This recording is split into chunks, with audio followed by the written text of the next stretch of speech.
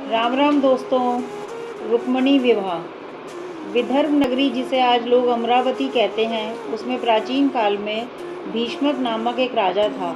उसके पुत्र का नाम रुक्मी और पुत्री का नाम रुक्मणी था। भीष्मक की इच्छा थी उसकी कन्या का विवाह श्री कृष्ण से हो और भाई रुक्मी की अपनी बहन का विवाह शिशुपाल से करना चाहते थे। शिशुपाल का अर्थ अति कामी। शिशुपाल से विवाह करना रुक्मणी जी को पसंद न आया। उन्होंने श्री कृष्ण को पत्र लिखा, मुझे किसी राजा की रानी बनने की इच्छा नहीं है। मुझे निष्काम परमात्मा से ही विवाह करना है। मुझे विश्वास है मुझ दासी को आप स्वीकार करेंगे। सुदेव ब्राह्मण ने कहा, बेटी चिंता मत कर, तू पार्वती की पूजा करने जा रही है, परमात्मा तुझसे मिलेंगे।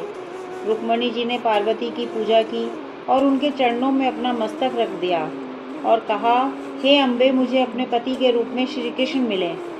माँ अम्बा जी ने गले की पुष्पों की माला रुक्मणी जी के माथे पर गिर पड़ी। उसी समय श्री कृष्ण के सारथी अपने घोड़ों को इशारा किया। रथ हवा से बातें करने लगा। प्रभु ने अपना हाथ बढ़ाया और रुक्मणी जी का हाथ पकड़ रथ पर बैठा लिया। श्री कृष्ण बलराम रुक्मणी के साथ द्वारका आए। नारद जी ने मुहूर्त बताया, माघ महीना शुक्ल पक्ष की पंचमी तिथि।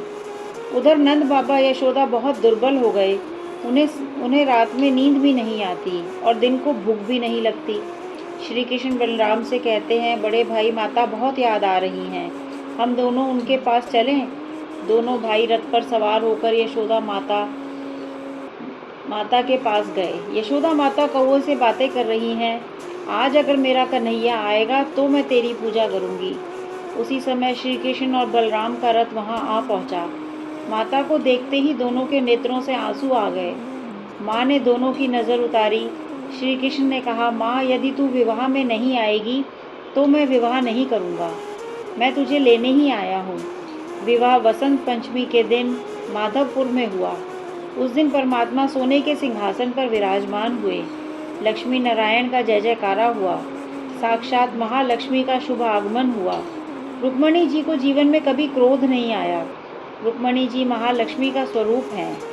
लक्ष्मी को माता मानकर घर में रखोगे तो वह तुम्हें नारायण की गोद में बैठाएगी। मैं नूतन। ओम साई राम।